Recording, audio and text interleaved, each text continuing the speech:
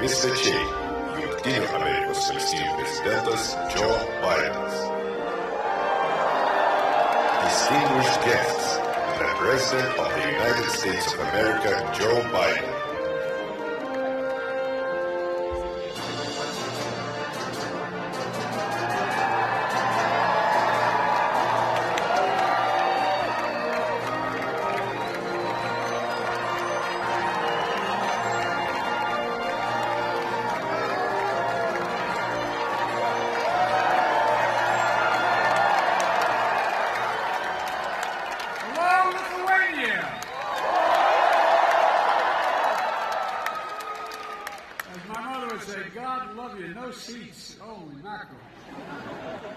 It's good to be back in Vilnius, a nation and a region that knows better than anyone the transformational power of freedom.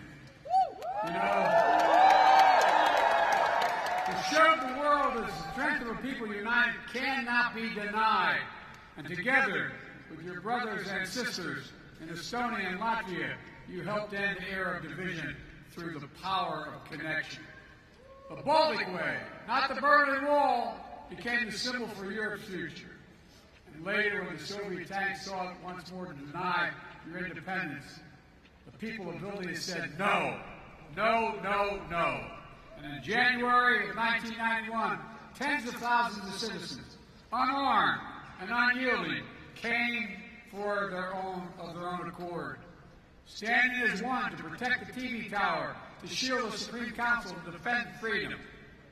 14 heroes tragically lost their lives. Hundreds were wounded. But the whole world saw that decades of oppression had done nothing to dim the flame of liberty in this country. I mean it. It's consequential. The light of Lithuania, you kept it strong, you kept it bright, and you kept the light shining. Here in Vilnius and in Washington, D.C., where the yellow, green, and red of your flag flew every day, this past year, we've celebrated 100 years of unbroken diplomatic relationship between the United States and the Baltic states. America never recognized the Soviet occupation of the Baltic. Never, never, never.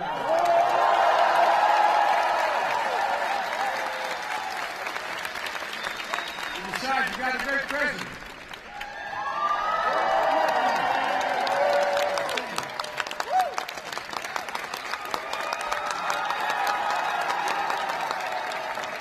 As the president can tell you, the bond between Lithuanian and American people have never faltered.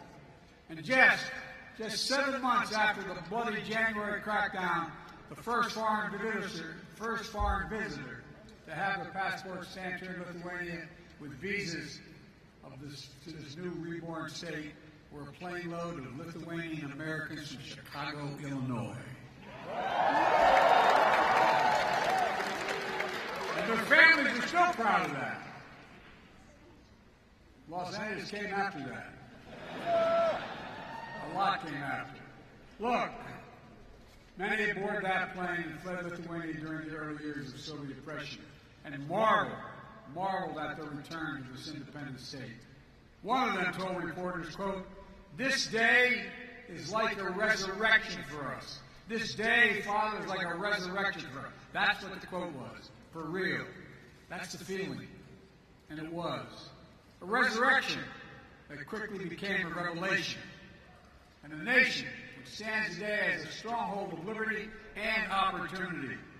A proud member of the European Union and of NATO.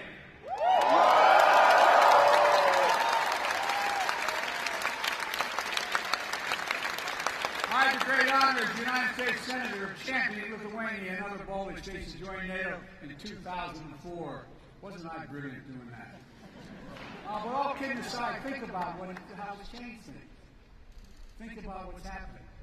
Now, over the last few days, as President of the United States, I had the honor of participating in the historic NATO summit hosted by Lithuania, where we welcomed NATO's newest ally, Finland, and reached agreement to bring Sweden into the alliance as soon as possible.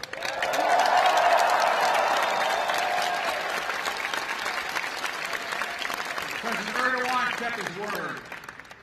We've witnessed the historic journey and I'm proud to call Lithuania friend, partner, and ally.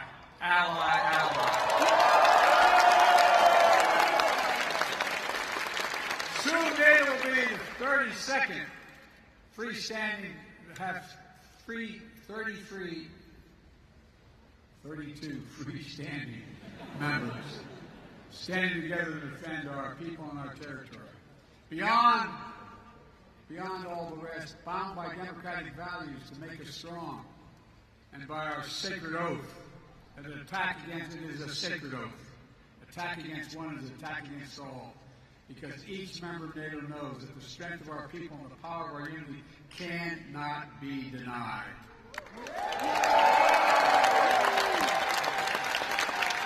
If I sound optimistic, it's because I am.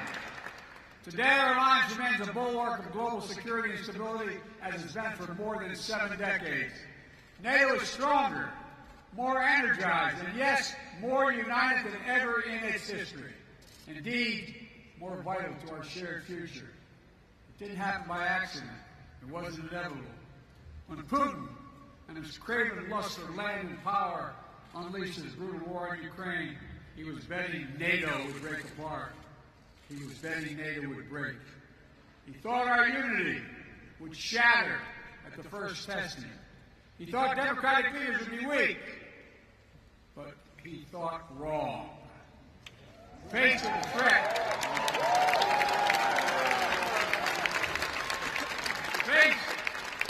threat, the peace and stability of the world, to the democratic values we hold dear, to freedom itself, we did what we always do. The United States stepped up, NATO stepped up, our partners in Europe and in the Indo-Pacific stepped up. All across the world they stepped up. And we're ready. We were ready because we stood together. In the months leading up to the war, as Putin amassed his forces on the Ukrainian border and laid the groundwork for his brutal invasion, I was in constant contact with my fellow leaders of the G7 and the European Union and NATO. Constantly.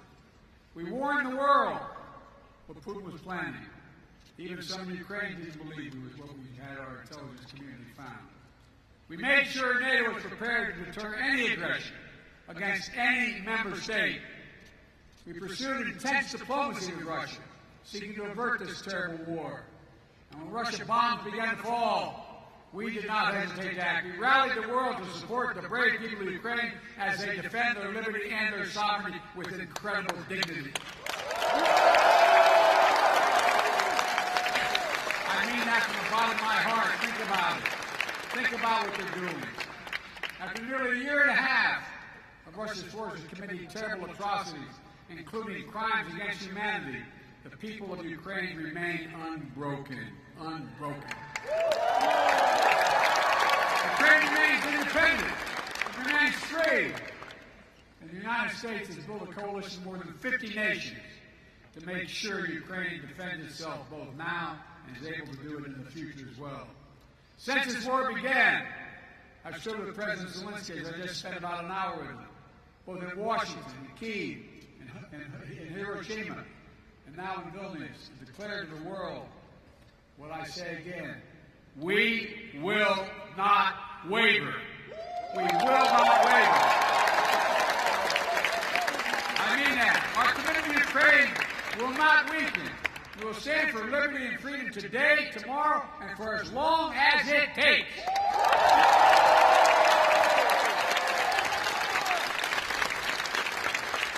We all want this war to end on just terms.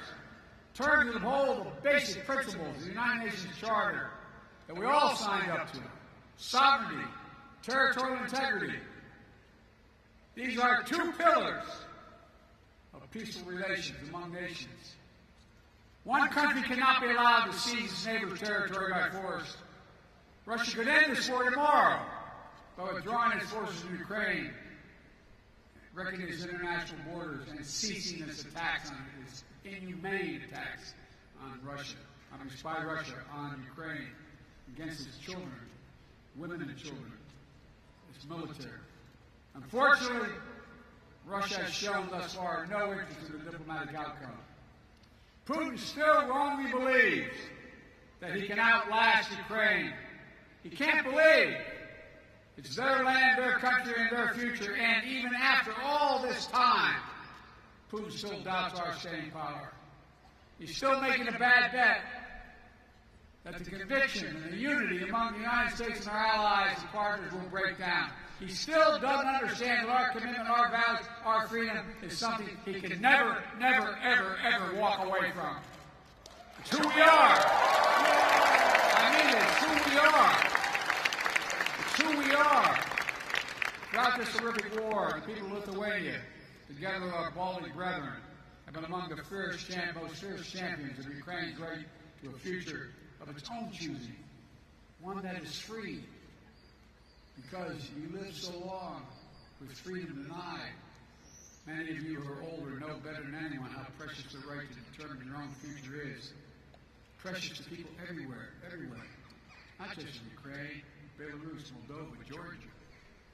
And all the places around the world where people continue to fight to make their voices heard. So my message to all of you united is keep it up. Keep it going. Keep reminding the world of hope that Lithuania embodies, and that's what you embody, hope in this country.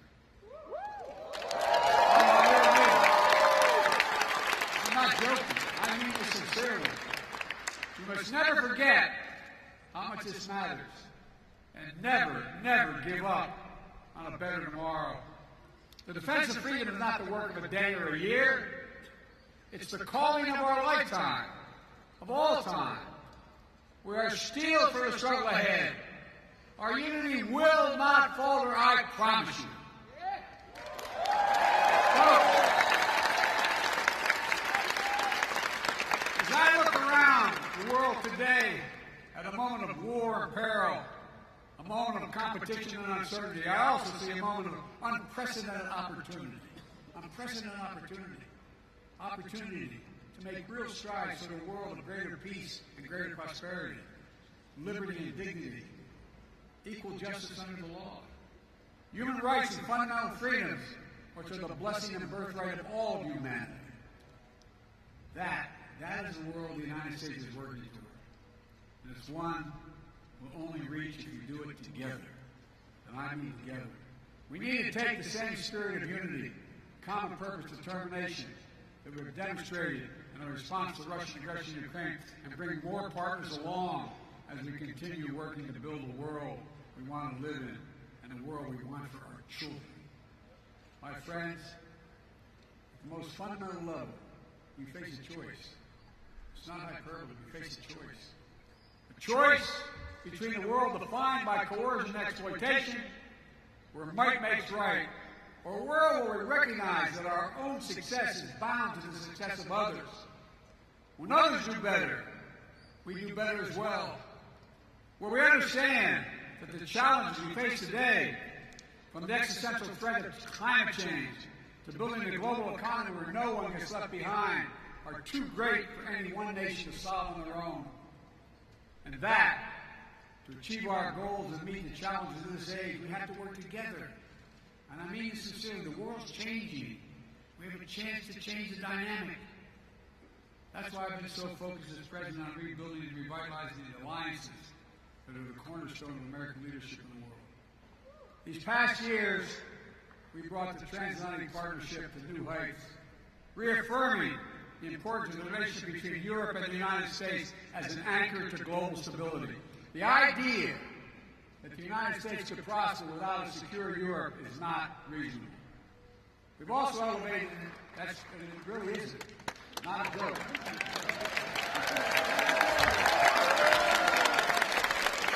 Sometimes, we're also elevating deep American alliance in the Indo-Pacific with Japan, the Republic of Korea, Australia, and the Philippines, which provide critical security and deterrence in that vital region of the world. Through our Quad partnership, it's a fancy way of saying our partnership with Australia, India, Japan, and the United States, we're bringing major democracies of the region together to cooperate, keeping the Indo-Pacific free and open, prosperous, and secure. We've demonstrated during this NATO summit, with Indo-Pacific partners joining us for the second year in a row, we're working to deepen connections between the Atlantic and Pacific democracies so we can better work together toward the shared values we all seek. Strong alliances versatile partnerships, common purpose, collective action to meet our shared challenges. The world has shrunk. That's how we build a future to see that we share and know we share challenges and work together. We have to step up together, building the broadest and deepest coalition to strengthen and defend the basic rules of the road, to preserve all the extraordinary benefits that stem from an international system grounded in the rule of law. We have to come together to protect rights and freedoms, to underwrite the flow of ideas and commerce, and which have enabled decades of global growth. Yes, territorial integrity and sovereignty, but also principles like freedom of navigation and overflight, keeping our shared seas and skies open so that every nation has equal access to our global common space. And as we continue to explore this age of new possibilities, an age enabled by rapid advances in innovation, we have to stand together to ensure that the common spaces of our future reflect our highest aspirations for ourselves and for others. As my dad would say, that everybody has a street of some dignity. So that artificial intelligence, engineering, biology, and other engineering emerging technologies are not made into weapons of oppression, but rather they're used as tools of opportunity. Working with our allies and partners to build supply chains that are more resilient, more secure, so that we never again face a situation like we had during the pandemic, where we couldn't get critical goods we needed for our daily lives. You know, we all must summon the common will to actually address the existential threat of accelerating climate change. It's real. It's serious. We don't have a lot of time. It is the single greatest threat to humanity. It's only by working together that will prevent the worst consequences of climate change from ravaging our future and that of our children and grandchildren. We also have to recognize our shared responsibility to help unlock the enormous potential that exists in low and middle income countries around the world. Not out of charity, because it's in our own self-interest. We all benefit when more partners stand together working towards shared goals. We all benefit when people are healthier and more prosperous. And that's not like getting hyperbole, it's true. We all benefit when more entrepreneurs and innovators are able to pursue their dreams for a better tomorrow.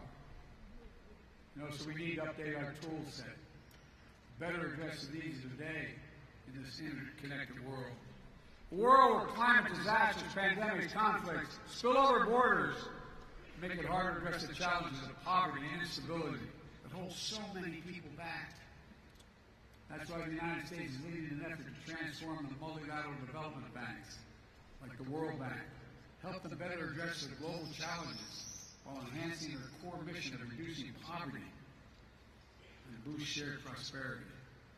We're all working together with our partners in the G7 to address the enormous needs for high-standard infrastructure around the world, especially in low- and middle-income countries in Africa, Latin America, and Southeast Asia. It's a statement about the world we want to build together. Ladies and gentlemen, we stand at an inflection point in history, where the choices we make now are going to shape the direction of our world for decades to come. The world is changing. Will we turn back naked, unchecked aggression today to deter other world would-be aggressors tomorrow? Will we staunch the climate crisis before it's too late? Will we harness the new technologies to advance freedom, or will we diminish it? Will we advance opportunity in more places, allow instability and inequality to persist? How we answer these essential questions is literally going to determine the kind of future our children and grandchildren have. And again, that's not an exaggeration. It's a fact. It's going to take all of us. All of us. I believe that with ambition and confidence in ourselves and one another, with nations working together for common cause, we can answer these questions. We can ensure the vision we share and the freedom we cherish are not just empty words in a troubled time, but a roadmap, an mean this literally, a roadmap, a plan of urgent action toward a future we can reach if we work together. Folks, the road that lies before us is hard. It will challenge us, some of the best of ourselves, to hold faith in one another, and never give up, never lose hope, never. Every day we have to make the choice. Every day we must summon the strength to stand for what is right, to stand for what is true, to stand for freedom, to stand together. That, my friends, is the lesson we learn from history and the history of Lithuania's story. You know, it's a lesson we see demonstrated each day, and it will determine what Ukraine looks like. And it's now, it's how we're going to work. How we rewrite the future of peace and hope, justice and light, liberty, possibility for everyone, everywhere. Folks, some have heard me say to my country many times, never ever in my entire career been more optimistic about the prospects of the future. Never. Never. Let me just say thank you for taking the time to be here to listen. God bless you all. May God protect the freedoms of the protectors of freedom in Ukraine, here, in every nation of the world, everywhere. God protect our troops. Thank you.